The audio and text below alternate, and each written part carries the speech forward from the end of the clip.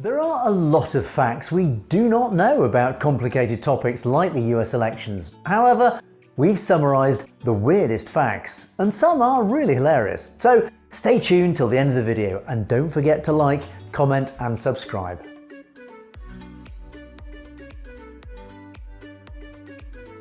Number 1.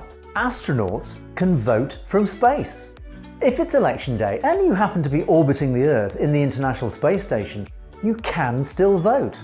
Absentee ballots have been cast from the ISS several times, thanks to a 1997 law that allows astronauts to cast their ballots from space. The ballots are encrypted, so the votes are still private. Number 2. Universal suffrage for women. American women became voters nationwide only in 1920. This has been a major change also for candidates since they commenced to focus on issues completely undebated before, such as child healthcare, costs of cosmetics and other problems affecting women only, in light of the broadening of the voting population. In addition, despite women showing up massively for their voting from 1920 to 28, equalising men, for 50 years until 1980, men were numerically the largest voters compared to women. American women tend to vote for the Democratic Party, while men tend to vote more for the Republican candidate. Number 3. Direct or indirect democracy. Americans, are you 100% sure that you directly elect your president? Nah, you don't. You elect other people. The president is ultimately selected not by a general public vote, but by the Electoral College.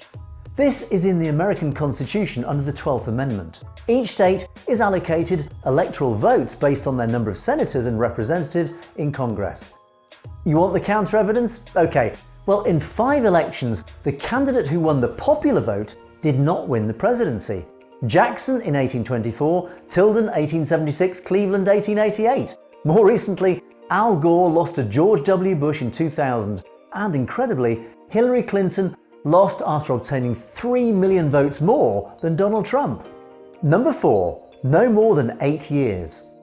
Until 1947, when the Congress approved the 22nd Amendment to the United States Constitution, there was no 2 4-year term limit for the President of the United States. Indeed, it was when Franklin Roosevelt served 4 mandates that the Congress decided to amend the Constitution, inserting this limitation.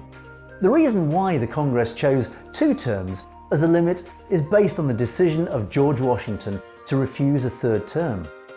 Until Franklin Roosevelt, this was a rule observed by all presidents, and only in 1947 it had to be written into the Constitution.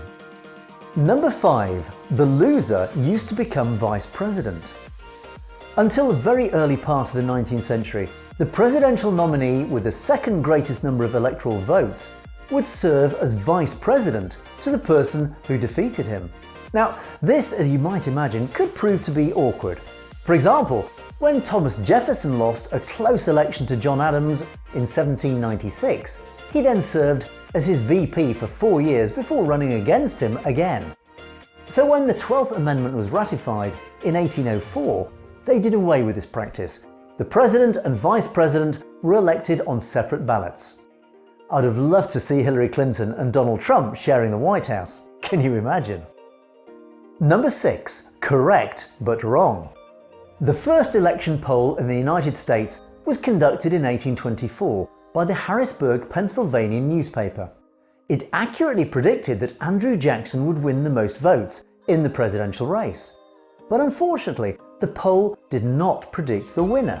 Jackson didn't get enough votes in the Electoral College. The House of Representatives gave the presidency to John Quincy Adams. Number 7. The most states ever won by a candidate is 49. Nobody has ever won all the states. The maximum a president won is 49 states, and it happened twice in history. Richard Nixon, yes him, crazier, won every state except Massachusetts in the 1972 election against George McGovern. And in 1984, Ronald Reagan also won 49 states when he took on Walter Mondale, losing in Minnesota, Mondale's home state. Number 8. A presidential candidate once campaigned from prison. Well, in 1920, one of the presidential candidates campaigned from his prison cell.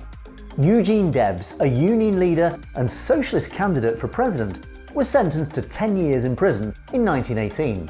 But that didn't stop him from running for office. He campaigned from his cell in the Atlanta Federal Penitentiary and got 3.4% of the popular vote. Number 9. JFK the youngest president? Nope. Most people believe John F. Kennedy was the youngest man to ever serve as President of the United States. This is not the case. That honour goes to Theodore Roosevelt. Teddy was only 42 when he assumed office after the assassination of William McKinley in 1901. John Kennedy is, however, the youngest man to ever be elected as president. He was 43 when he took office in 1961. Number 10. Dancing in the rain. Do you know that weather can severely affect the outcome of an election? It sounds strange, but this is a matter of fact. A computerized model, for example, came to the conclusion that if it had rained in Illinois in 1960, Richard Nixon would have beaten John F. Kennedy. And yes, JFK most likely would not have been assassinated, and we would have seen the Watergate scandal a few years earlier. The reason behind this is actually quite simple. The candidate whose voters are less motivated loses. In this case, voters of Kennedy would have gone to vote no matter what, snow, fire, tornadoes, whatever. But in 1960, Republicans were less eager. Another one, if it had been sunny in Florida in 2000, Al Gore would have beaten George W. Bush. Now that's an interesting one for a state called the Sunshine State. It's not sunny there all the time, obviously.